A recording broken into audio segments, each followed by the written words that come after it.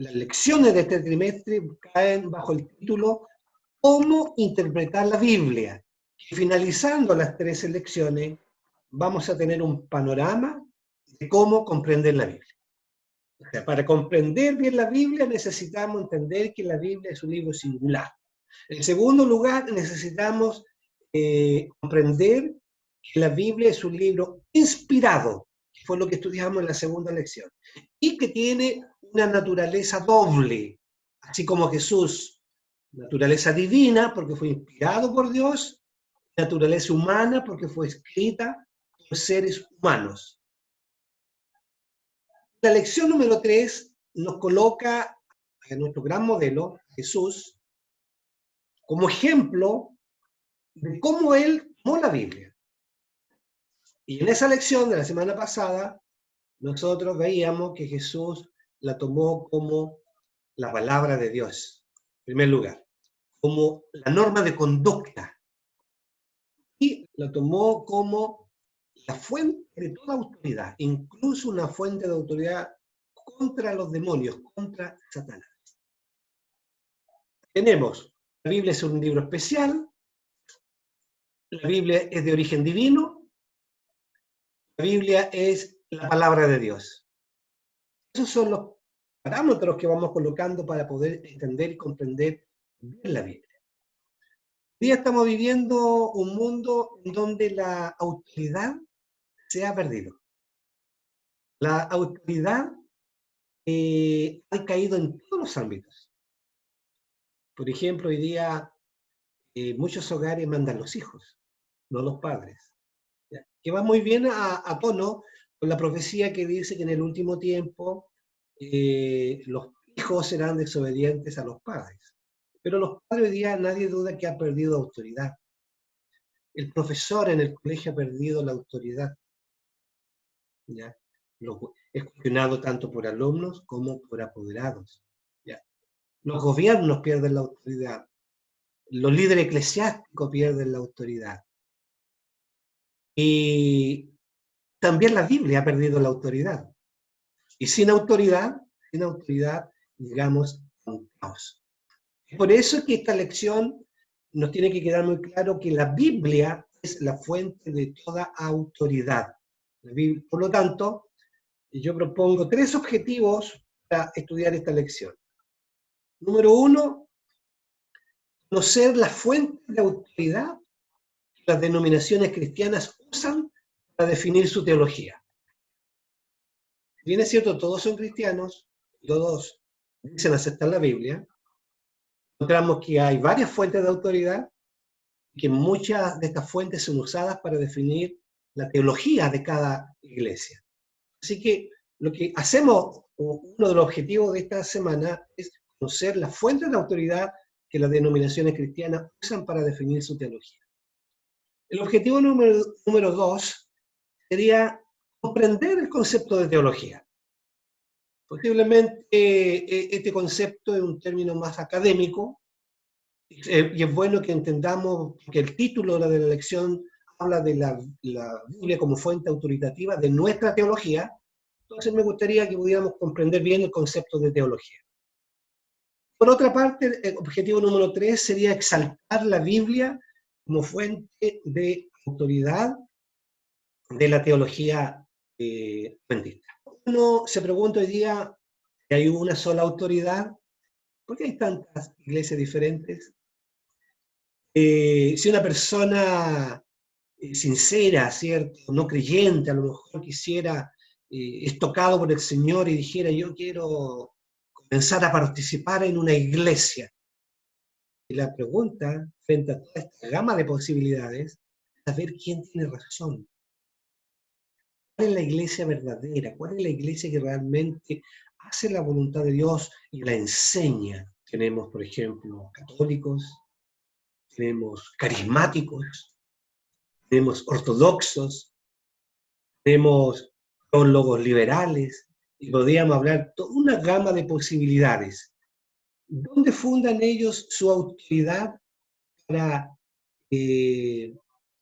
construir su teología? Esa es la pregunta, ¿ya?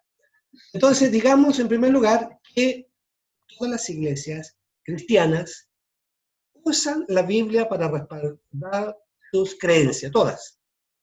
Usted no va a encontrar ninguna denominación cristiana que diga, no, nosotros no nos basamos en la Biblia. Todas dicen basarse en la Biblia. Aquí quisiera clarificar un breve concepto para que no caigamos en errores. Nosotros hablamos a veces de las Biblias católicas. Dicen, no, la Biblia católica es mejor porque dice de esta manera este texto. Y los católicos hablan de Biblias protestantes. ¿Ya? Biblias católicas, Biblias protestantes. Pero yo quisiera decirles, ese nombre o ese apellido de protestante o católico solamente obedece a la edición de las Biblias. Cuando las Biblias se editan por consejos académicos católicos, aparecen, las conocemos como Biblias católicas. Pero si usted compara una Biblia católica con Biblias traducidas por eruditos protestantes, es lo mismo, exactamente lo mismo. La diferencia, ya lo expliqué en la lección número 1, me parece, son las versiones, las traducciones. Pero la Biblia es la misma, llámese católica o llámese protestante. Ahora, sin embargo, por ejemplo, la Biblia es católica, el Antiguo Testamento tiene 46 libros. 46 libros. Y el Nuevo Testamento de las Biblias protestantes tiene 39 libros. ¿Cuál es la diferencia? La diferencia es que las Biblias protestantes van directamente a los originales, hebreos y griegos, lo que se llama, por ejemplo, el Antiguo Testamento hebreo, es el canon hebreo, tiene los 39 libros que las Biblias protestantes tienen. Pero las versiones católicas normalmente se basan en lo que se conoce como el canon alejandrino, no el canon palestino o hebreo. Y el canon alejandrino se denomina así, aunque realmente no era un canon. Lo que aconteció es que Alejandro, en la ciudad de Alejandría, se estableció una biblioteca muy grande, más grande del mundo, y se comenzaron a traducir todas las grandes obras de diversos países. Se tomó la literatura hebrea. Dentro de la literatura hebrea estaban los libros sagrados del Antiguo Testamento, más otra serie de libros que no eran parte del canon, pero los griegos lo colocaron todo junto. Entonces el canon alejandrino quedó con 7 libros más que el canon palestino. Y la Iglesia Católica toma como base para sus traducciones, por ejemplo, la versión oficial de la Iglesia Católica es la Vulgata Latina, el día de hoy. La Vulgata Latina se basa en el canon alejandrino. Y el canon alejandrino tiene 7 libros más que los protestantes los consideran apócrifos, los católicos los denominan deuterocanónicos. Esa sería una diferencia. Pero estábamos hablando que las iglesias tienen diversos conceptos de la Biblia. Algunas iglesias, por ejemplo, aceptan solo el Antiguo Testamento. Otras solo el Nuevo Testamento. Y entonces hay algunas diferencias. Por otra parte, tenemos algunos aspectos culturales que influyen en la interpretación de la Biblia. Recordemos por una parte que la misma Biblia fue escrita dentro de una cultura. Y nosotros podríamos dividir al mundo en 2 grandes grupos, Oriente y Occidente. Nuestra cultura occidental es muy diferente a la cultura oriental. Si vamos a los países también. ¿Cómo enfrentamos la cultura? Eso influye en nuestra comprensión de cómo entendemos la Biblia. Así que la cultura es otro elemento que influye en la comprensión de la Biblia.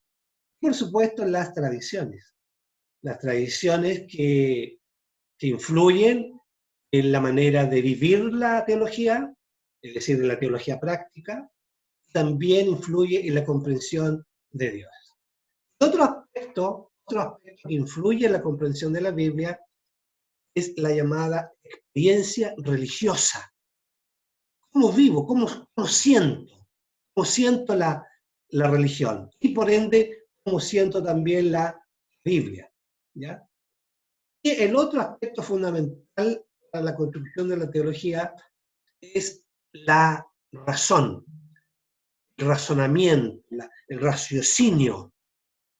Ese énfasis que se le ha dado a la razón, denominado racionalismo. Todos estos aspectos influyen, por una parte, fuentes que intervienen en la interpretación de la Biblia, por ende en la construcción de la teología.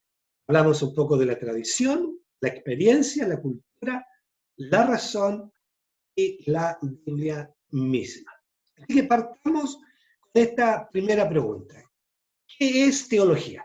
Y aquí voy a hacer un primer alto para que ustedes puedan también expresarse un poquito antes de llegar a nuestra primera conclusión. ¿Han escuchado, me imagino, el término teología? Veo aquí a un teólogo que está con nosotros, José Damián. Así que le vamos a pedir silencio a José Damián para que escuchemos a los que no son teólogos. Me imagino que nuestro teólogo, por supuesto, sabe perfectamente la definición. Pero conversemos. ¿Qué entienden ustedes por teología? Es el estudio sistemático de Dios. Bueno, teo, Dios, logía, logos, estudio de Dios. Estudio de Dios. En nuestro caso, a través de la Biblia. Hay otras religiones como la católica que echan manos de filosofías y otros tratados, otros escritos, otras fuentes para formar su cuerpo de creencias y doctrinas. Y entonces, ¿qué sería teología? ¿Sería un cuerpo de creencias? ¿Sería un estudio de Dios? Ambas. El estudio de Dios. El estudio de Dios. ¿Ya? ¿Alguien tiene otra opinión? Cuando usted escucha un alumno, por ejemplo, o un miembro de su iglesia se viene a Chillán a estudiar teología, ¿qué piensa? La teología, dice la teología, la tradición, la Biblia es la fuente de la teología. Ahí está, porque por ejemplo, está el Marco 7:9. ¿Pero qué es? ¿Qué es la teología? Esa es la pregunta. Bueno. ¿Qué es la teología? ¿Cómo la definimos? Bueno, Daniel. Sí. Bueno, así como decía el hermano Carlos, todos entendemos teología como el estudio de Dios. Estudio de Dios. Bajo ese concepto, todos los que en algún momento tomamos la Biblia para leerla, para estudiarla, para aprender, somos teólogos. Cuando usted hizo la pregunta, oye, este muchacho viene a estudiar teología a Chillán, todos dicen, viene a ser pastor, ¿no? Claro, pero el tema de todos, me parece que todos los que estamos aquí en este momento somos teólogos.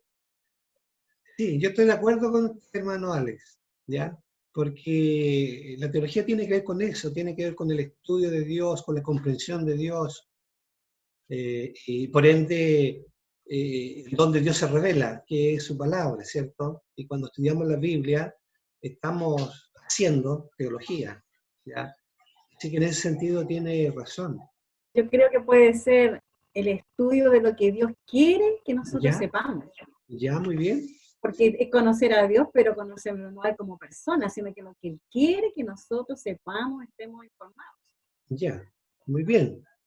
Todo lo que han dicho hasta aquí está bien, ¿eh? No es que haya algo malo, digamos. Está todo bien. Solo que estamos tirando ideas para luego hacer una síntesis y que nos quede muy clarito el concepto de teología.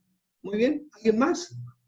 Ya, bien, como ustedes han bien dicho, o sea, cuando uno va a una definición de una palabra cualquiera, normalmente lo que hacemos, vamos a su etimología, es decir, cómo está conformada esa palabra. Y a partir de esa etimología, llegamos a una definición del concepto, ¿ya?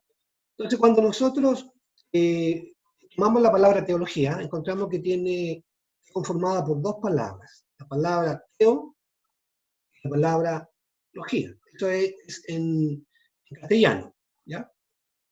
La palabra teos es una palabra griega, obviamente,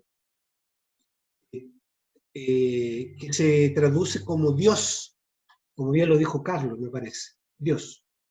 Theos. Nosotros hablamos de Theos. Theos. Sería una pronunciación más exacta del griego. Theos. ¿Ya? Y la otra parte, la palabra logía, viene del término logos. Logos. Que significa, tiene varios significados. Estudio, ciencia, investigación, tratado, discurso, etc. Así que cuando nosotros unimos esas dos palabras, Theos y logos, tenemos la palabra teología. Entonces, a partir de eso, como ustedes lo han hecho en esta mañana, podemos ir construyendo diferentes definiciones de la palabra. Hay una definición que tomé de Charles Hodge, me parece interesante. Dice: teología, la ciencia de los hechos de la revelación divina concernientes a la naturaleza de Dios y nuestra relación con Él.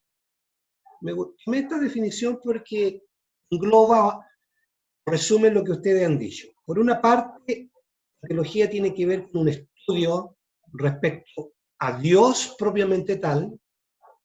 De hecho, una de las ramas de la teología se llama teología propia. La teología propia trata exclusivamente de Dios. Sus atributos, solamente Dios, omnisciencia, omnisapiencia, la eternidad de Dios, todas las características de Dios. Eso es la teología propia. Pero también la teología, por extensión, estudia todo lo relacionado con Él. Es decir, no solamente a Dios, sino otros aspectos de Dios. Cómo Dios se ha revelado, por ejemplo. Lo que Dios nos pide a nosotros, como alguien dijo. Es decir, teología en este caso es un concepto amplio, ¿ya? No solamente tiene que ver con una cuestión académica. De hecho, la teología podemos dividirla en dos grandes áreas. Lo que yo llamaría la teología académica, que es justamente este muchacho que viene a la universidad a estudiar teología, que recibe una cantidad de disciplinas. ¿Ya? La teología académica incluye teología del Antiguo Testamento, teología del Nuevo Testamento, teología histórica, teología sistemática, la teología protestante, la teología católica, la teología de la liberación. Es decir, hay una cantidad de teologías que son asuntos más académicos que estudian en las universidades. También se estudia teología práctica. En general nosotros tenemos la otra área que es la teología práctica, la teología diaria, la que vivimos día a día, cómo nos relacionamos con Dios, qué dice Dios, cómo debo vivir, cómo debo comer, cómo debo vestir, asuntos prácticos, cómo debemos relacionarnos con las autoridades, con la familia, todo lo que es práctico, pero que también está dentro del concepto de teología. Algo más que quisiera mencionar es que hay, que se llama teología académica, hay un concepto que se llama fuentes teológicas. ¿Y cuáles son las fuentes teológicas? Este término, fuentes teológicas, usado para referirse a diversas fuentes de la argumentación en que se fundamenta la teología. ¿Ya? Es decir, la teología se fundamenta en varias fuentes.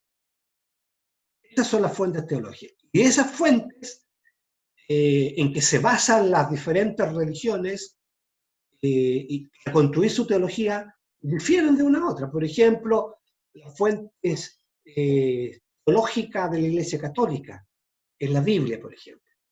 Ellos toman como fuente teológica la Biblia.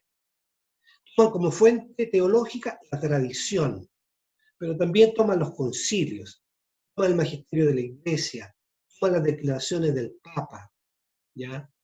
Esas son las fuentes teológicas de la Iglesia Católica. Pero los protestantes también toman la Biblia, pero también toman la experiencia, toman los sentimientos, toman la razón. De ahí nacen los teólogos liberales. El problema de fondo, y el que nos atañe a nuestra elección, es ¿cuál de todas estas fuentes realmente es la que nos da la validez y la tranquilidad de estar en lo correcto? Algunos toman la Biblia y la tradición, la Biblia y la experiencia, o solamente lo más importante es la razón. Entonces, hay diferentes fuentes. Entonces, nosotros en nuestra lección hemos comentado acerca de las tradiciones y la cultura que nos impacta, las experiencias que influyen en nuestro pensamiento y comprensión, y la mente como para pensar y evaluar las cosas, el raciocinio, la razón. Con todos estos elementos son los que influyen en la conclusión final o en la construcción de tanto de la teología académica como de la teología práctica.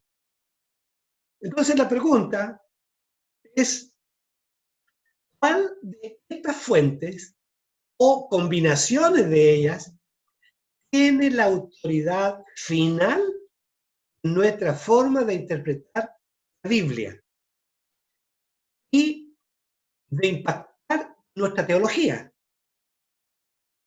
Entendiendo entonces que teología significa la comprensión que tenemos de Dios y de cómo nos relacionamos con Él. ¿Ya? Entonces, ¿cuál de estas fuentes o combinaciones de estas fuentes tienen la autoridad final para que nosotros digamos, por ejemplo, si nosotros decimos la autoridad final la tiene la Biblia, vamos a decir, mire, aunque yo sienta, si es contrario a lo que dice la Biblia, entonces yo estoy diciendo, mi fuente de autoridad final es la Biblia. Por ejemplo, como explicaba para el católico romano, hay varias fuentes. Está la Biblia, está la tradición, están los concilios, están las declaraciones del Papa cuando habla, se denomina cátedra. Y cuando él habla cátedra, significa que no se equivoca, que es infalible. Entonces, ¿qué pasa cuando hay una oposición entre lo que dice la Biblia, lo que dice la tradición y lo que dice la experiencia? Lo que dice el Papa, en este caso, si estamos hablando de la Iglesia Católica, ¿cuál es la fuente última de autoridad? Bueno, para la Iglesia Católica finalmente es la declaración del Papa. Cuando habla es cátedra.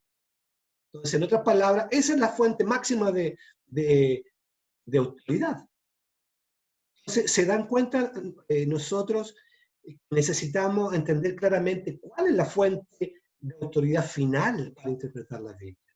¿Ya? Nosotros en la Iglesia Adventista podíamos hacer el mismo ejercicio, decir, ¿cuál es la fuente de autoridad? Lo que dice la Biblia, lo que dice la Junta de Iglesia, lo que dice la Asociación General, por mencionar algo, ¿no? ¿Cuál es la fuente de autoridad final? Esa es la temática. Entonces, ¿por qué es importante entender cuál es la prioridad? Porque la prioridad que se le da a cualquier fuente o fuentes ocasiona énfasis, resultados muy diferentes. En última instancia, determinará la dirección que toma nuestra teología. Por eso es importante el estudio de esta semana. Así que la conclusión número 1 podría ser que la teología cristiana, porque hay otras teologías, ¿cierto? La teología budista, otras religiones. Estamos hablando de la teología cristiana, es el conjunto de creencias del cristianismo, las cuales están basadas fundamentalmente en la Biblia. ¿Ya? Teología, entonces, son todas estas creencias que obtenemos basadas en la Biblia, ya sea para una teología teórica o teología práctica. Y por otra parte, podemos concluir que la comprensión teológica se puede ver afectada por diversas fuentes, como las ya mencionadas: la razón, la experiencia, la tradición, la cultura, etc. Y como se ve afectada, tenemos que tener cuidado para colocar en el orden correcto la autoridad final en cuanto a creencias vivencias, teología que podamos tener. En ese sentido, quisiera que miráramos un poco el impacto de la cultura, el impacto de la cultura. Porque todos nosotros vivimos en una cultura, todos estamos inmersos en una cultura, ¿ya? En este momento, por ejemplo, Damián está en Brasil. Brasil tiene un tipo de cultura, cómo se alimentan, todos los aspectos de la vida, de lo que implica la cultura. En Suecia también, en Australia también, aquí en Chile también. Todos crecemos en diferentes culturas. Y entonces, ¿cómo impactan estas culturas el tema? Todos pertenecemos a una cultura, somos parte de ellas. Por otra parte, todos somos influenciados y modelados por la cultura, ¿ya? También hay factores culturales que evidentemente influyen en la comprensión de la Biblia. Y tenemos que la cultura, y este es un punto súper importante a tomar en cuenta a la hora de determinar la autoridad sobre nuestra teología, es que la cultura, como cualquier otra faceta de la creación de Dios, también se ve o se ha visto afectada por el pecado. No podemos decir que una cultura es más mala que otra. No podemos decir que la cultura chilena es más mala que la europea, o viceversa, o que la cultura africana. Todas las culturas tienen aspectos buenos, positivos, y todas influyen en nuestra manera de interpretar la vida y la Biblia en este caso, ¿ya? Pero no hay que olvidar que la cultura también ha sido influenciada en el pecado, y eso es una desventaja. Para que quede más claro lo que estamos hablando, ¿qué entendemos por cultura? Cultura es todo lo que vivimos. Son los valores, las normas, las actitudes, las creencias, los idiomas, las costumbres, los ritos, los hábitos, las capacidades, la educación, la moral, el arte, etc. Y también tiene que ver cómo vivimos, cómo nos vestimos, las obras de arte, las herramientas que usamos, los adornos que se usan en el cuerpo. Todo eso son aspectos culturales. Y estos aspectos culturales se transmiten, ¿ya? Porque aquí en Chile nosotros gozamos con sal, aceite y pancito. ¿Ya? Es un aspecto cultural. En Brasil se preparan un batido, ¿cierto? Que a la palta le colocan leche. Y cuando ven que yo estoy comiendo con sal, la expresión se ve en el rostro de desagrado. Pero es una cuestión cultural aprendida, ¿ya? Y si usted va a un país determinado, comienza a adaptar ciertas culturas. Pero la pregunta más importante es cómo afecta la cultura a nuestra fe. Y aquí me quisiera detener un momento y quisiera que ustedes pudieran dar su opinión. ¿Cómo afecta la cultura a nuestra fe? ¿Qué les parece? ¿Afecta la cultura a la fe? ¿O la fe es independiente? ¿Malo, Daniel? ¿Sí? Ese aspecto es muy importante porque nosotros como seres humanos nos gusta encajar, no nos gusta, entre comillas, ser el aislado por ser diferente.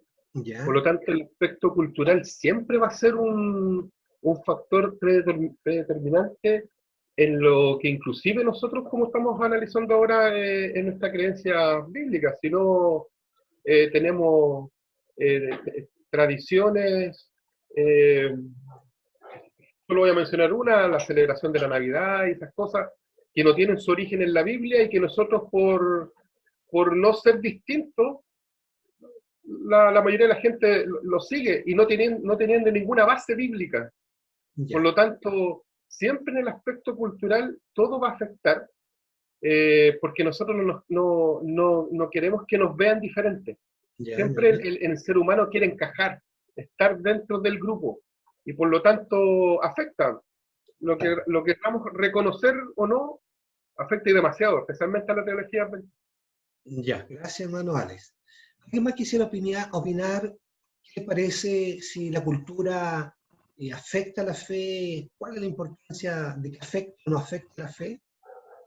¿Mm? Yo creo que sí afecta porque incluso a veces cosas muy sencillas como una vestimenta distinta, uno lo puede mirar con malos ojos.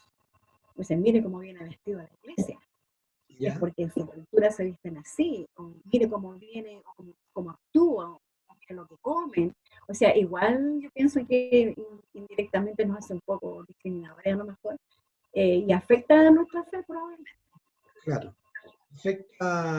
Nos afecta como persona a lo mejor, en el sentido de que uno queda tambaleando un poquito frente a ciertas actitudes o, como tú decías, vestimenta o estilo, Claro, nos afecta. Ojo, cuidado con esto. Tenemos que ser cuidadosos, hay que aprender, yo creo. Tenemos que ser tolerantes, ¿ya? Tolerantes, porque a veces con nuestra intolerancia, que obedece a cuestiones culturales, dañamos a personas, ¿ya? Dañamos a personas.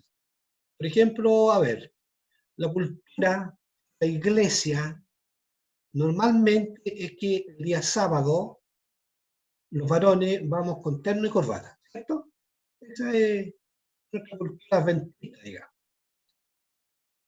Entonces, si llega un jovencito de blue jeans, camisa afuera, un aro en su oreja, entonces puede hacer un impacto en nosotros y nosotros en vez de acogerlo, tenemos una actitud de rechazo. No digo que sea así, pudiera ser así, ¿ya? Pero la cultura en que él se ha desarrollado, que ha crecido, ese es el estilo de vida que aprendió, así se viste, ¿ya? Entonces, aquí es importante también entender algunas cosas. Este tema da para mucho, pero yo quisiera mencionar que hay que ser sabios en distinguir cuáles son los aspectos culturales que sí afectan la fe, de los principios bíblicos que debieran mantenernos firmes en la fe, ¿ya? Debieran mantenernos firmes en la fe. O Sí, a ver. de cierta forma, somos llamados para crear una contracultura. ¿Ya? Y vamos, está profetizado de que nosotros como cristianos, guardadores de los mandamientos del Señor, seremos un pueblo, un pequeño pueblo, un remanescente, donde vamos a enfrentar la cultura vigente, ¿ya? Mostrando nuestra cultura bíblica, ¿entiende? Entonces, de cierta forma, como cristianos, somos llamados para crear una contracultura, porque el mundo tiene su modelo de su estilo de vida, de comer, de vestir, de hablar, de divertirse, ¿ya? Y ahí el Señor viene y te coloca en este mundo, en las condiciones actuales, para que tú en tu mundo, de tu hogar, de tu trabajo, de tu universidad, de tu escuela, pases a criar una pequeña contracultura. En otras palabras, en palabras más explícitas, eso se llama un testimonio personal. que es diferente al común denominador en que vive la sociedad actual. Entonces, eso es una especie de contracultura que se opone al modelo vigente, ¿ya? Y camina de acuerdo con la palabra de Dios, ¿ya?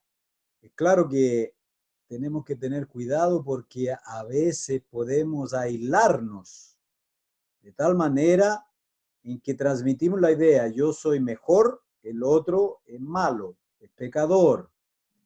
Entonces tenemos que tener la sabiduría del Señor Jesús. Estamos en el mundo, mas no somos del mundo. Bien, gracias Damián. Efectivamente, yo quiero contarle no sé lo que ven ahí ustedes. Yo veo un pedazo de pizza, 2 pedazos de pizza, 2 jarras de cerveza. Ya, ¿por qué puse esto? Porque tiempo atrás, investigando sobre las diferentes prácticas de las religiones, encontré que en una iglesia no adventista, pero en una iglesia cristiana en Estados Unidos, celebraban la cena con pizza, perdón, la Santa Cena, con pizza y cerveza. ¿Ya? Con pizza y cerveza. Porque decían, bueno, esta es nuestra cultura. Eso del pancito sin levadura, el jugo de uva sin fermentar, eso era de los tiempos bíblicos. Pero en nuestra cultura nosotros lo que comemos es pizza, tomamos cerveza.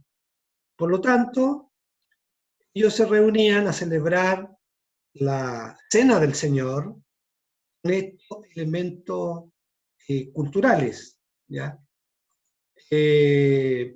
Asistí a una iglesia, esto lo vi en vivo y en directo, o cierta iglesia, y justamente me tocó también observar la Santa Cena, y la Santa Cena, ellos usaron pan común y corriente, comprado en la panadería de la esquina, y un vasito de agua, ¿ya? Un vasito de agua. De estos emblemas, digamos, participaron de la cena. En otra iglesia, se va a la botillería de la esquina y se compra una botellita de vino común y corriente, fermentado, y se usa en la cena.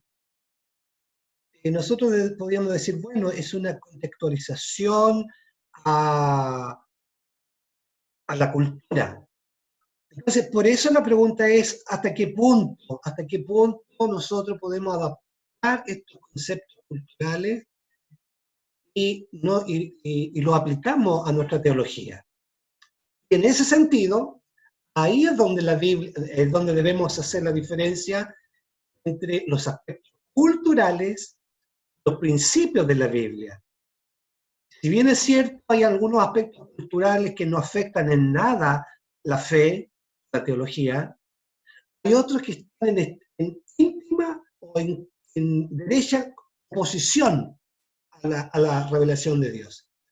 En este sentido, el apóstol Juan, en primera de Juan 2, 15, 17, dice, no améis al mundo y las cosas que están en el mundo. Si alguno ama al mundo, el amor del Padre no está en él. Porque todo lo que hay en el mundo, los deseos de la carne, los deseos de los ojos y la vanagloria de la vida, no proviene del Padre, sino del mundo. Y el mundo pasa sus deseos, pero el que hace la voluntad de Dios permanece para siempre. Aquí encontramos entonces este texto que podemos entrar a analizarlo, ¿cierto? Y la pregunta podría ser, bueno, ¿qué quiere decir Juan cuando declara que no debemos amar las cosas del mundo? Por otra parte, ¿cómo podemos vivir en el mundo, no obstante no tener una mentalidad mundana? Otra pregunta, ¿qué aspectos de nuestras culturas están en total oposición a la fe bíblica? Y la última pregunta, ¿cómo afecta esa cultura a nuestra fe?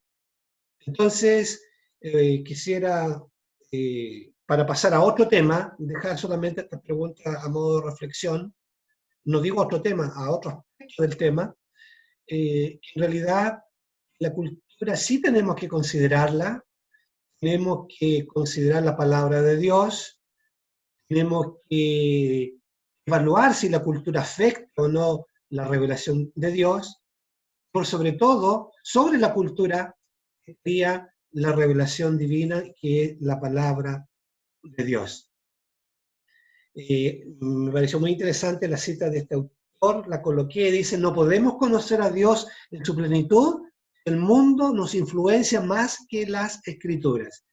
Es decir, la Biblia debe estar por sobre cualquier aspecto cultural que se oponga a la revelación de Dios, siendo muchos aspectos de la cultura buenos y correctos. Esta cita de Ellen White, Consejo para los Maestros, dice, los seguidores de Cristo han de estar separados del mundo, en sus principios e intereses, pero no deben aislarse del mundo, lo que decía Damián. El Salvador trataba constantemente con los hombres, no para alentarlos en cosa alguna que no estuviese de acuerdo con la voluntad de Dios, sino para elevarlos y ennoblecerlos. Esa es la misión también de la iglesia. Estamos en una cultura, pero nuestra misión es en elevarlos y ennoblecerlos. ¿Ya? Así que digamos que la Biblia supera cualquier cultura humana. Incluso es capaz de transformar y corregir los elementos pecaminosos que encontramos en todas las culturas. Y debemos distinguir, y este es un aspecto que yo apelo mucho, debemos distinguir sabiamente entre los aspectos culturales y los principios bíblicos. Daniel, Los aspectos culturales enseguida. Los aspectos culturales todos los tenemos. Los principios bíblicos son los revelados por el Señor.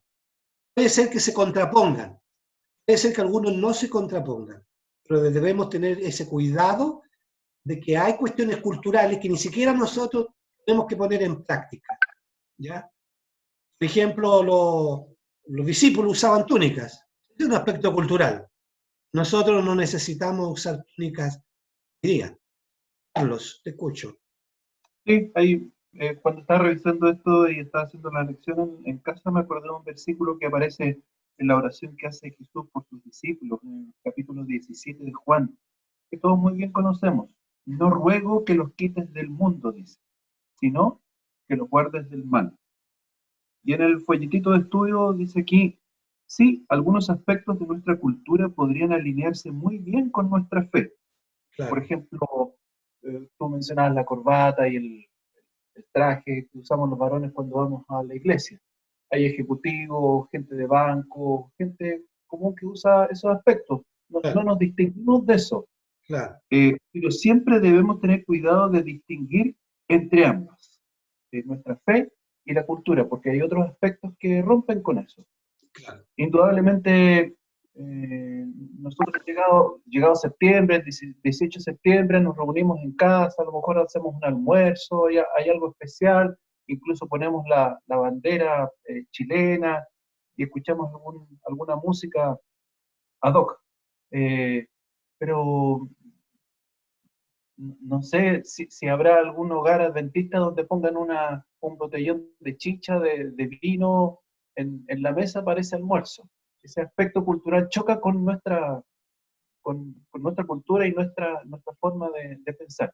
Entonces lo que espera el Señor es que nosotros tengamos el criterio y la inteligencia espiritual, como dice Colosenses, para que podamos distinguir entre la cultura en la cual estamos inmersos y nuestra fe que profesamos. Bien, Carlito, muchas gracias por tu comentario. Vamos Daniel, entonces a sacar a la conclusión número 2. Antes, ¿alguien quiere opinar? sí, Daniel, yo quiero decir algo. Tenemos un ejemplo de Daniel 1:8. Daniel fue cautivo, ¿cierto? Llegó a Babilonia y ahí él tenía su cultura y Babilonia tenía otra cultura. Y a él le dijeron que tenía que comer la comida del rey. Claro. Y él se propuso con sus amigos de no contaminarse. Correcto. Entonces, Él nos deja una buena enseñanza cuando nosotros, a mí muchas veces me ha pasado, siendo que tenemos la misma cultura. Yo llego de un amigo que es católico, me ha pasado.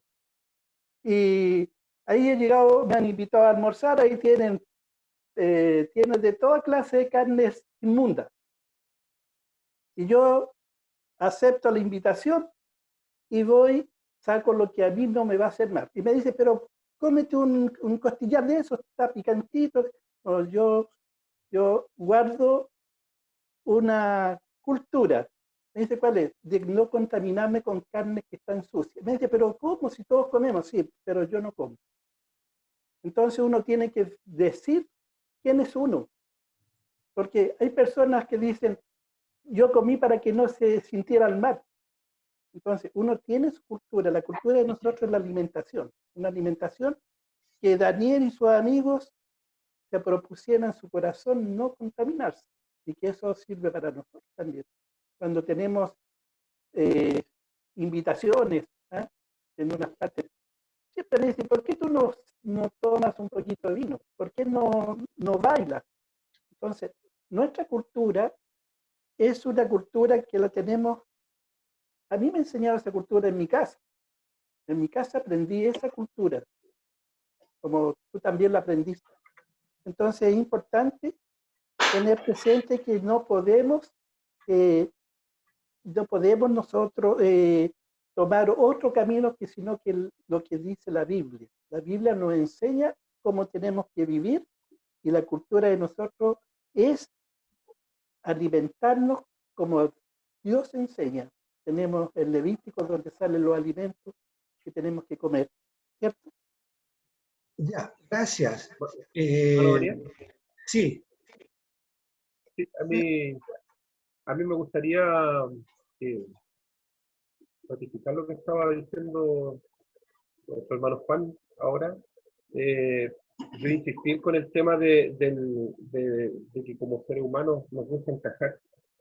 Nosotros a veces le tenemos miedo a este asunto de parecer o ser diferente, cuando a veces es la oportunidad que Dios nos está abriendo para hablarle a otras personas.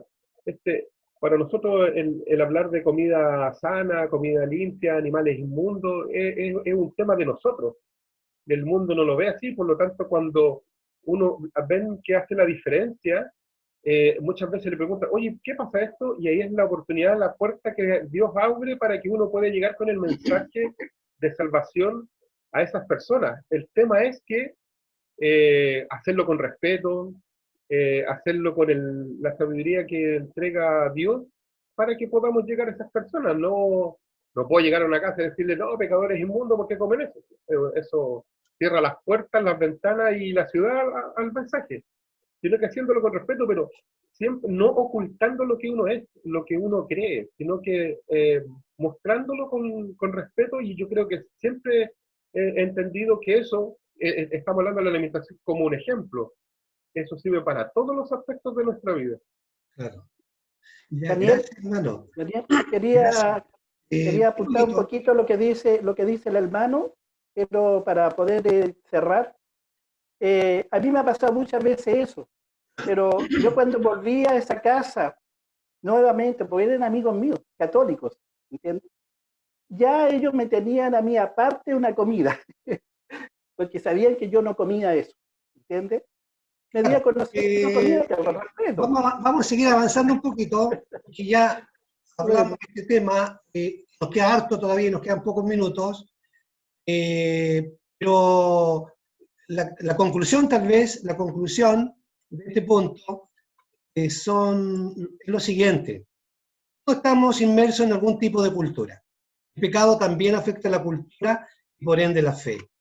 La cultura influye en nuestra comprensión de la Biblia, que es nuestro tema, ¿cierto? Por lo tanto, para comprender la Biblia y tener una teología correcta, debemos hacer una clara distinción entre los aspectos culturales y los principios bíblicos. Cuando los principios bíblicos se ven afectados por la cultura, tenemos que saltar los principios bíblicos, ¿ya? Y lo que estaban diciendo, hay que tener alto cuidado, no solamente hay que decir la verdad, hay que tener cuidado cómo se dice la verdad. De lo contrario, se cierran las puertas, ¿ya? Se cierran las puertas. Así que todas las culturas, entonces, de alguna manera también generan tradiciones. Y estas tradiciones son buenas también, muchas de ellas, porque nos mantienen conectados con nuestras raíces. Las tradiciones son ritos, costumbres que se transmiten de generación en generación, ¿ya? En el tiempo de Jesús, Jesús también se vio enfrentado con tradiciones. Y entonces, la pregunta es, ¿cómo reaccionó Jesús ante algunas tradiciones humanas de su época? No sé si se acuerdan ustedes de algunas de estas tradiciones que chocaron y que Jesús tuvo que enfrentar. ¿Se acuerda de alguna? Los mercaderes, que los puestos que ellos tenían en la sinagoga, ¿Ya? que era común realizar la compra y la venta, la compra de animales para los sacrificios. O sea, lo que yo entiendo es que justamente, si era cultural, ese tipo de situaciones, Cristo lo corrigió. A eso me refiero. Ok, ya. Entonces sí, hay situaciones. El lavado de manos. El lavado, otra situación, el lavado de manos, ¿cierto? Justamente el texto que había colocado acá, que estaba mencionando Juanito, cierto, también ese es un aspecto de la tradición, y el lavado de manos. Marcos 7:5 dice, le preguntaron pues los fariseos y los escribas, ¿por qué tus discípulos no andan conforme a la tradición de los ancianos, sino que comen pan con las manos mundas? Esa fue la crítica que se le hizo a Jesús. Tenemos que recordar que en los días de Jesús, las tradiciones, diversas tradiciones, habían asumido un lugar a la par de las Sagradas Escrituras. En este punto aprendemos de Jesús porque Jesús enfrentó esta situación y él hace una clara distinción entre la palabra de Dios y las tradiciones. Algunas tradiciones pueden ser buenas, otras pueden ser malas. Pero lo que hay que cuidar es que no se contrapongan con la palabra de Dios. Jesús dice, le responde en esa oportunidad, en vano me honran, enseñando como doctrinas mandamientos de hombres. Ese es el problema de fondo. A veces las tradiciones pasan por sobre los mandamientos. Y en Marcos 7:8 Jesús dice, porque dejando el mandamiento de Dios, os aferráis a la tradición de los hombres. O sea, ¿qué era lo más importante para ellos? Era la tradición, ¿ya? No los mandamientos de Dios. Ese es el punto. Invalidando la palabra de Dios, con vuestra tradición, dice Jesús, habéis transmitido. Y muchas cosas hacéis semejantes a estas. Había una cantidad de cosas que los judíos tenían por tradición, entonces dejaban de lado la parte más importante, los mandamientos de Dios, por seguir sus tradiciones. Y comentemos nosotros, para que contextualicemos nosotros. ¿Cuáles son, piensan ustedes, algunas cosas que hacemos como iglesia que podrían ponerse bajo el rótulo de tradición? ¿Qué les parece? ¿Hay algunas cosas que nosotros podríamos considerar que son tradiciones en nuestra iglesia o no? Por ejemplo, a ver, mientras ustedes piensan alguna, una tradición sería que siempre la escuela sabática tiene que ser a las 9:30. ¿Ya?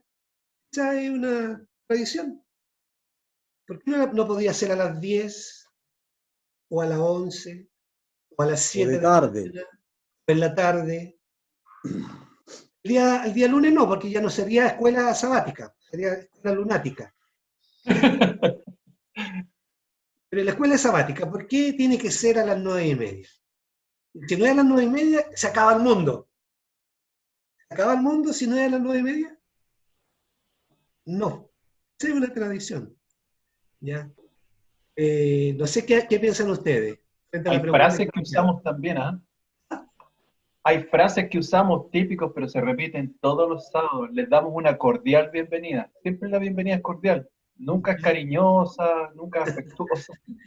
Vamos a cantar las estrofas del himno tanto. Ya. Eh, ¿Qué otra tradición? Gracias, Carlito. Estaba pensando en que de repente el hecho de que borren a una persona porque se equivocó públicamente, la borran de la iglesia, también es parte de una tradición. Y ya, ahí tendríamos que entrar a estudiar qué dice la Biblia. ¿Ya? Eso es importante, por eso es importante distinguir la cultura, las tradiciones y lo que dice la Biblia. ¿Ya? Y lo que dice la Biblia.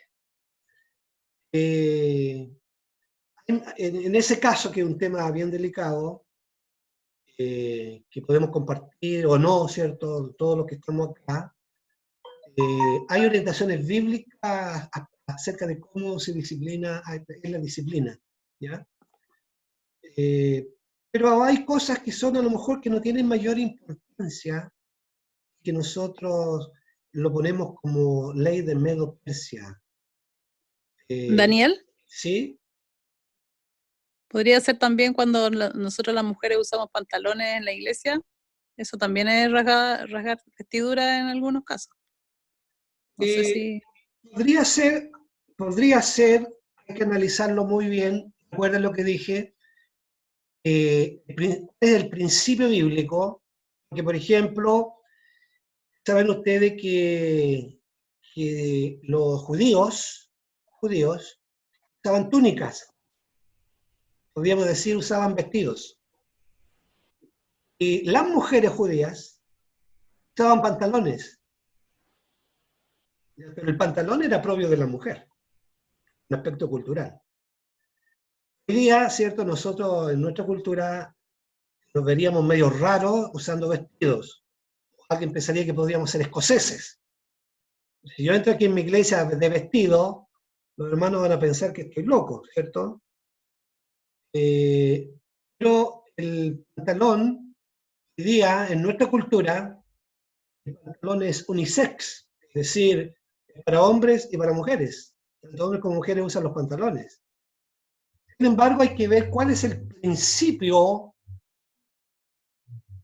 que ordena nuestro estilo de vestimenta.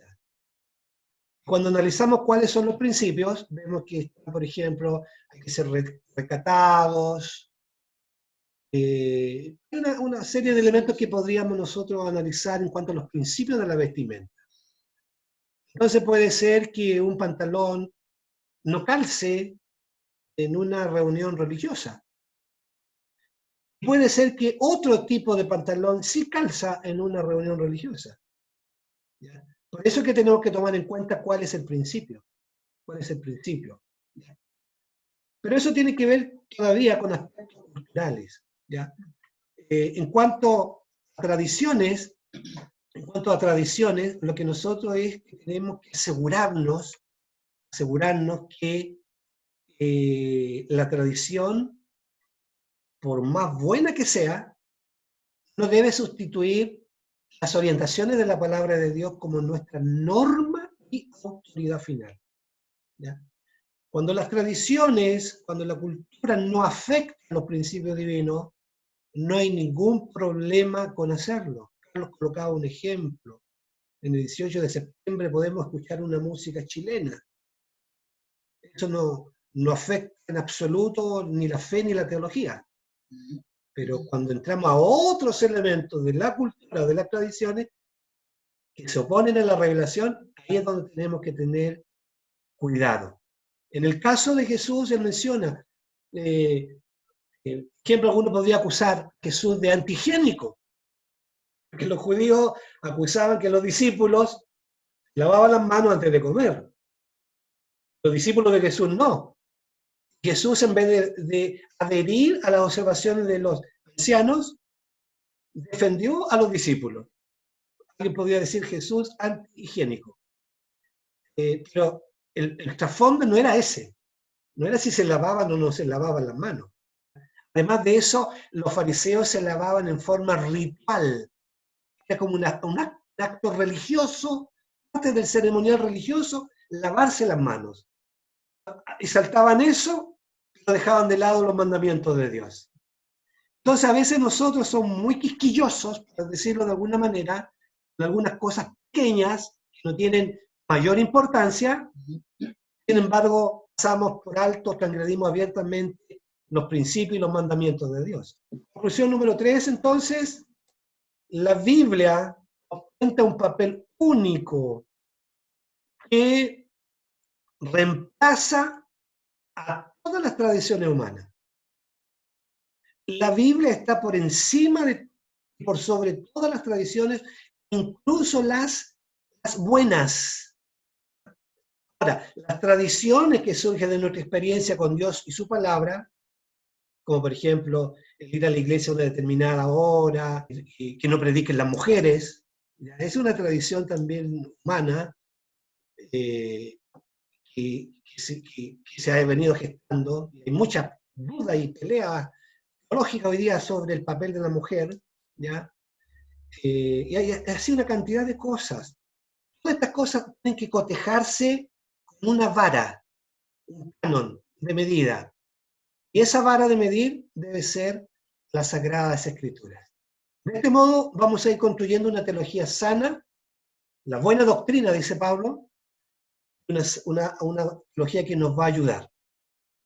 Ahora, fíjense ustedes que algunas religiones enfatizan las tradiciones, pero otras religiones enfatizan la experiencia, lo que se llama la experiencia religiosa. Entonces, el tema es ¿a qué punto nosotros debemos depender de nuestra experiencia religiosa para construir nuestra teología?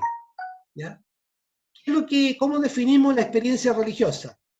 La experiencia religiosa la definimos como esa esencia, entre comillas, inmediata de una realidad en la conciencia, por consiguiente, el conocimiento del hombre.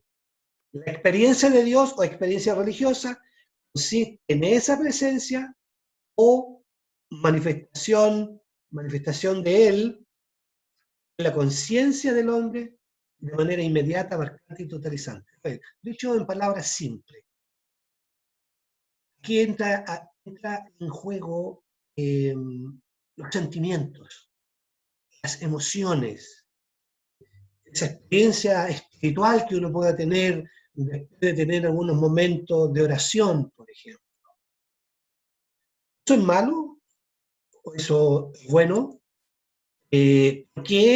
Porque es importante que nuestra fe no sea solo un conocimiento abstracto o intelectual, como una teología así académica, sino que algo que realmente experimentamos, ¿ya? Algo que realmente experimentamos. Por otra parte, ¿de qué manera puede entrar en conflicto con la Biblia, con nuestra teología, incluso engañarnos en nuestra fe? Esas dos preguntas, un par de preguntas para comentar. ¿Cómo afecta, creen ustedes? Y la pregunta es, ¿hasta qué punto, cierto? Es importante que por una parte tengamos una experiencia espiritual, pero que por otra parte no sea la experiencia espiritual, que es algo personal, que vaya en contra de lo que Dios nos dice. Lo planteo a lo mejor de esta otra manera. ¿Qué les parece a ustedes si un hermano de iglesia, cualquiera, tiene un sueño, debe ser un sueño, o estaba orando y tuvo un momento muy rico de comunión con Dios, y se levanta de ese momento, es decir, de esa experiencia, dice, el Señor me ha revelado que en realidad, de aquí en adelante, yo debiera observar el día domingo como día de reposo. Eso yo lo sentí clarito en mi vida. Fue como una iluminación que tuve. Aún más, otro hermano, casado, luego de momentos de oración, dice, he tenido una revelación y el Señor dice que yo me tengo que casar con la hermana X. Él es casado y la hermana también. Es el mensaje del Señor. Y él es su propia experiencia. No la viví yo, la vivió él. ¿Hasta qué punto la experiencia tiene impacto en nuestra teología, en nuestra fe, en nuestras creencias? Queda más clara la relación experiencia teología, experiencia y teología. ¿Qué les parece? Sí, yo pienso de que tiene que ser comparada con la Biblia, la experiencia también. O sea, si no está acorde con la Biblia, por muy rica que sea experiencia, y sabemos que personas tienen esa experiencia, pero no están acorde con la Biblia, no podríamos decir que va a fundamentar o va a fortalecer la fe o lo que nosotros creemos. Claro, esa Raquel sería tu apreciación porque tú eres adventista. Ya tienes clarito que lo importante es la Biblia. Pero ¿qué pasa con otras personas en donde lo más importante no es la Biblia, sino que es otra fuente de revelación? Hemos dicho que hay varias fuentes, ¿cierto?, de autoridad, y algunos toman esa autoridad como una autoridad. Algunos toman la tradición como una autoridad, otros toman la cultura o razonamiento, y otros toman la experiencia. En el caso nuestro, que es el punto que estamos enfatizando realmente, Raquel, el punto que estamos enfatizando nosotros, nuestra autoridad es la Biblia. Pero la pregunta es, ¿qué podemos responder frente a esta? ¿Hermano Daniel? Sí. Daniel. Sí. ¿Hermano Daniel? ¿Qué no hace? Sí, bueno, en este caso es como que nosotros quisiéramos estudiar, por ejemplo, historia y agarráramos el libro de Baldor, que es de álgebra, y tratáramos de enseñar historia con otro libro. Cuando nosotros hablamos de teología, del estudio de Dios, cuando queremos hablar no solamente de nuestra teología, el único libro que sirve es la Biblia. Ese es el único parámetro que existe, no puede existir nada, ningún otro libro. Por lo tanto, el tema de las tradiciones, los sueños, las visiones, todas deben converger en la Biblia, y si no está apoyada con un escrito no sirve. Y esa es nuestra fuente para nosotros creer en nuestra hermana White, por ejemplo. Ninguno de sus escritos desaprueba o está en contradicción con la Biblia. Si no, no nos podría servir como referencia. Así es que toda nuestros sueños, si yo tuve un sueño X o una visión o yo creyese, si no está apoyada por la Biblia, no sé. Ya. Gracias, hermano. ¿Alguien más escuché que quería hablar? No sé si Carlos fue alguien más. Yo quería hablar un poquito. Acá, Juan. Ya. Quiero hacerlo corto así.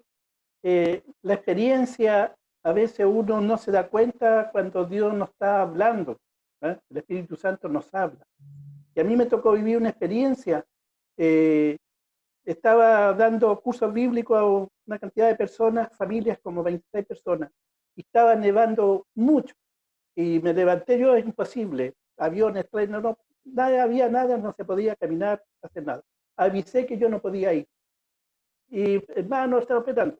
No puedo ir, aquí está 1,5 metros la nieve, no puedo. Eso pasa aquí en Suecia. Y me fui a acostar y tuve un sueño. Vi un tremendo sol grande en un lugar y me decía, tienes que ir porque hay sol, levántate y anda. Y yo me levanté Y el sueño fue tan real que fui a mirar la ventana. Estaba nevando. Yo dije, ¿cómo esto? Tengo que ir. Escuché la voz de Dios. Me subí, bueno, fui al carro, pude llegar a donde está el carro de estacionamiento, saqué la nieve y partí.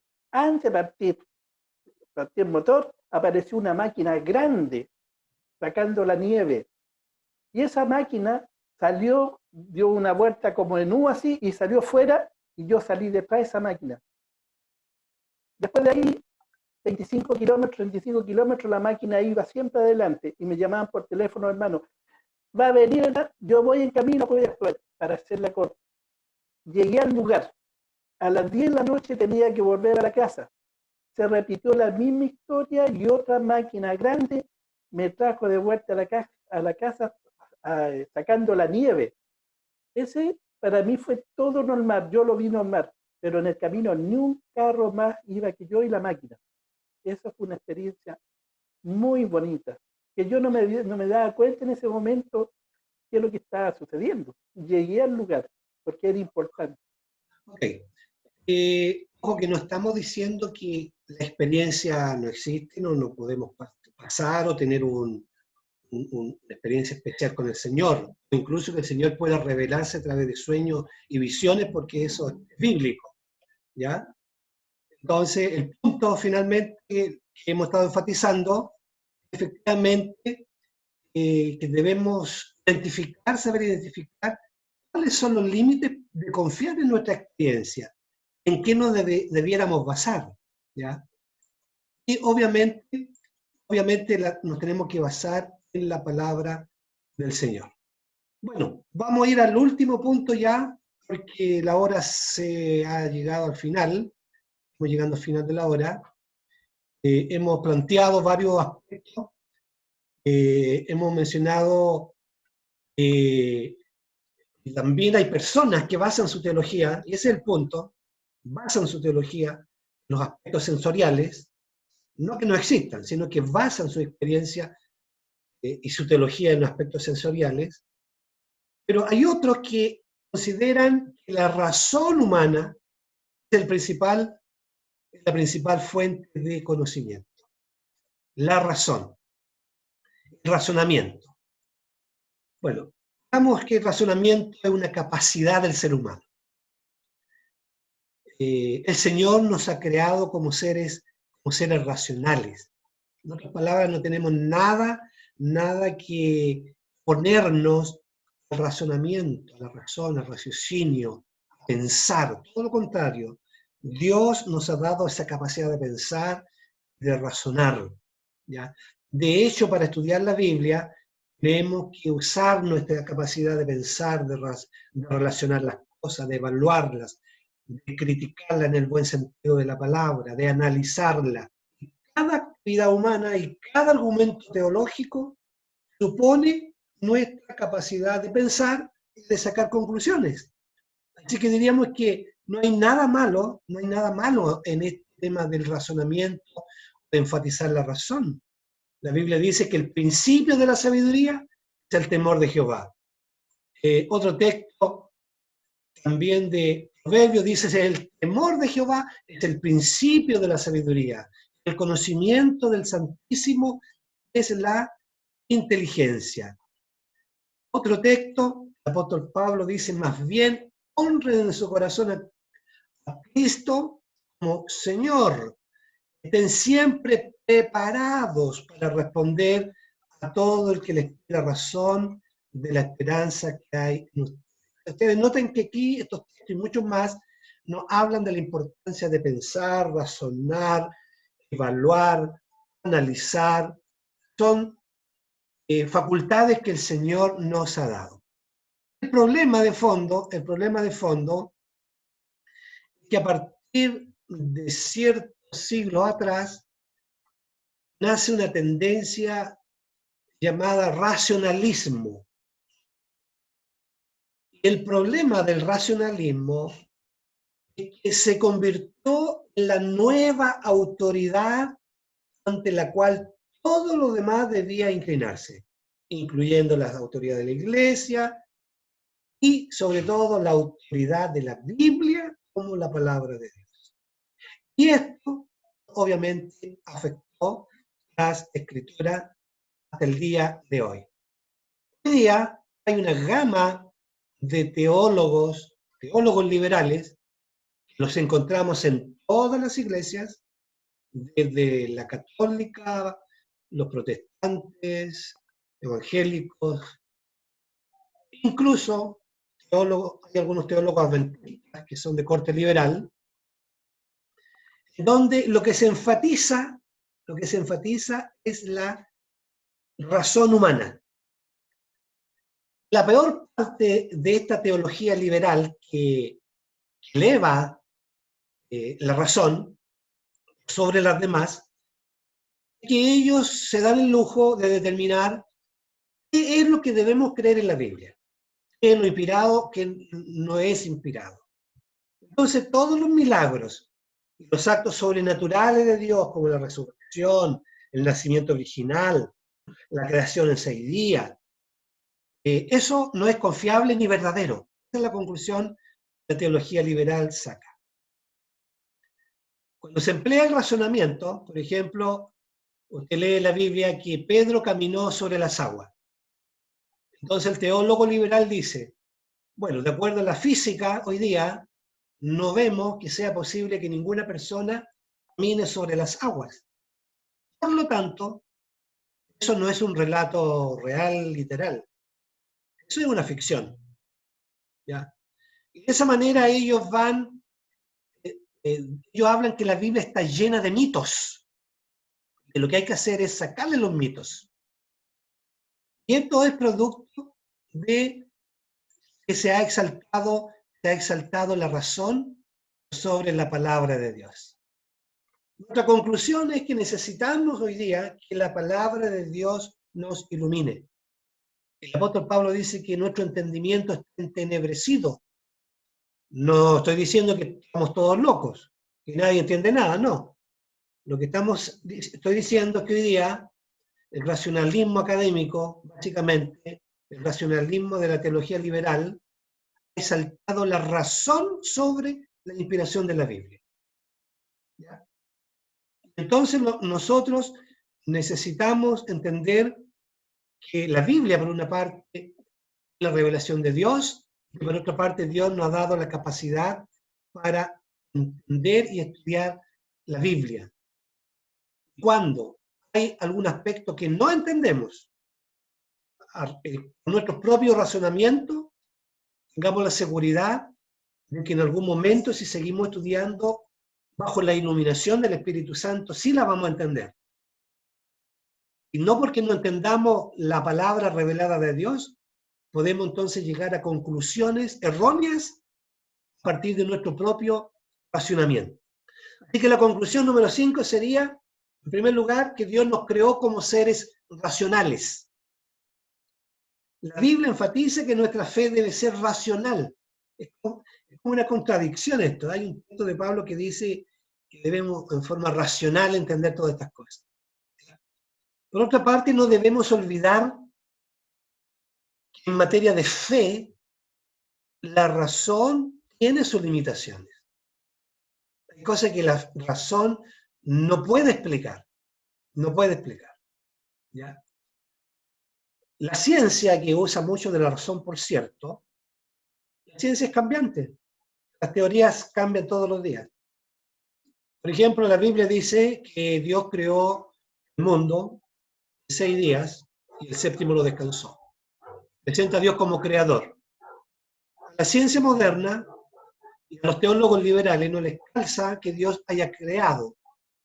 Entonces se basan en teorías evolucionistas, que si las analizamos también tienen bastante de ilógico. Y se dice, no sé, se decía que el universo tenía 4.500 millones de años, racionalmente hablando. Lo siguieron estudiando y se dieron cuenta que era muy poco tiempo y lo subieron a 10.000 millones de años. Entonces siguieron estudiando y se dieron cuenta que era imposible y lo subieron a 15.000 millones de años. Entonces la ciencia es cambiante, la razón trata de explicar, simplemente rechazando que la Biblia dice Dios creó los cielos y la tierra. Entonces hay cuestiones que en materia de fe la razón tiene sus serias limitaciones que nosotros, si queremos construir una teología sana, debiéramos aceptar lo que dice la palabra de Dios. Así que siempre necesitamos la iluminación de la Biblia para llegar a la comprensión de la palabra de Dios. ¿Cuál es la fuente de autoridad para nuestra teología? La Biblia. Hemos mencionado varias cosas. Vamos a seguir estudiando este tema, profundizando en la próxima semana la importancia de la Biblia para fundamentar nuestra teología. Tenemos que entender que el Espíritu Santo reveló e inspiró los contenidos de la Biblia y por lo tanto el Espíritu Santo nos puede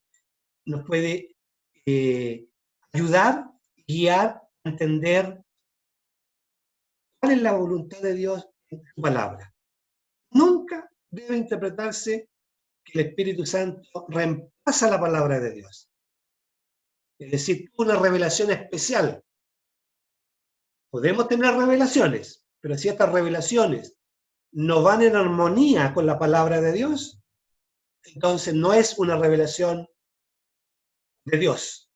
Porque la Biblia es la única norma que nos puede ayudar a autenticar nuestra fe, nuestras doctrinas y nuestra teología.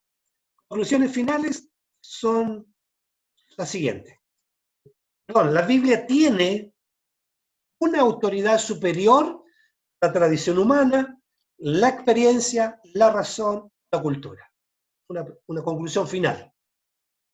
Otra conclusión, la Biblia debe ser la norma por la que todo lo demás necesita comprobarse.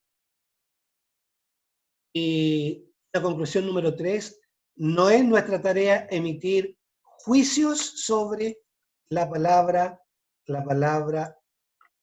inspirada de Dios. Al contrario, la palabra de Dios más bien tiene el derecho y la autoridad de juzgarnos a nosotros, nuestros pensamientos y lo que estamos hablando, nuestra teología. Así que, hermanos queridos, dejamos hasta acá y si alguien quiere agregar algo más, damos el pase final para que podamos ir concluyendo por si alguien tiene que hacer algo más, quiere escuchar algún sermón de su iglesia. Pero dejamos, Carlos. Bien cortito, hace algún tiempo atrás noté que había una tendencia en algunos hermanos de enfatizar mucho los escritos de Ellen White. Creo que los escritos de Ellen White nos dan luz, son bastante criteriosos, ella es bastante criteriosa y yo creo que ella fue inspirada por Dios para escribir lo que escribió. Pero hay hermanos que la quieren un poco menos endiosar y yo escuché literalmente que en estos últimos tiempos debiéramos dejar de lado la Biblia y leer solamente los escritos de ella. Ya. Cuando anoche estaba leyendo justamente el conflicto de los siglos, ese capítulo que habla de que la Biblia es nuestra salvaguardia. Claro. Que era el capítulo que estaba recomendado ahí en el folleto para complementar este estudio. Claro. Y ella misma dice que la Biblia no debe dejarse de lado. Ella misma dijo, yo recomiendo este libro. Ella recalca y repite hasta el hartazgo que la Biblia es nuestra luz, es a donde debemos ir a cada momento. No debemos vivir sin la Biblia y sin la lectura de la Biblia. Entonces, ellos quieren ser más whiteistas que la misma Elena de White. Yo creo que a través de este estudio que hemos tenido contigo, queda bien claro que cuál es el papel, el lugar que le toca a la Biblia en nuestra fe. Carlos, gracias. Y para que quede mucho más claro, me parece que uno de los temas que vamos a estudiar es la relación de la Biblia frente a los escritos del Espíritu de Profecía. Pero tú ya has dado una hipnosis, un prólogo, un adelanto, en donde Elena de White exalta y nos invita constantemente a ir a la Biblia. Tú citaste algo hoy día, lo citaste el otro día también. Eso lo dijo Elena de White en el último congreso que asistió. después ahí asistió en un último congreso en el año 1901, ella murió en el 1915, bastante de edad, viejita diríamos. Ella le tocó predicar el último sermón, el sermón final. Terminó de predicar, se sentó y antes que el hermano se parara a anunciar el último himno, ella se paró frente al púlpito, tomó la Biblia y dijo: hermanos, les recomiendo la Biblia. Se sentó, dijo nada más, les recomiendo la Biblia, y se sentó. Ella podía haber dicho: hermanos, les recomiendo el conflicto de los siglos. Les recomiendo el deseado de toda la gente, un libro maravilloso que habla de la vida de Jesús. Les recomiendo el camino a Cristo que los va a llevar a Jesús. Nada de eso. Ella dijo: hermanos, les recomiendo la Biblia. ¿Ya? Vamos a estudiar este tema, porque esto no significa que ahora tomamos todos los libros de Ellen White y los tiramos a la basura, ¿cierto? Vamos a estudiar en su justa medida cómo corresponde, cómo es la interpretación correcta frente a esto. ¿Ya? Le agradecemos, entonces, ha sido una alegría nuevamente verlos, porque ese es el punto importante de este estudio. No es solamente mandar un estudio grabado a través de YouTube, sino que poder tener esta interacción, verles cara a cara, escucharles. Es una alegría de que nos hayamos podido juntar nuevamente hoy día. Un abrazo cariñoso para todos. Nos estamos viendo en cualquier momento. Dios los bendiga, cuídense. Bueno, Chao a todos.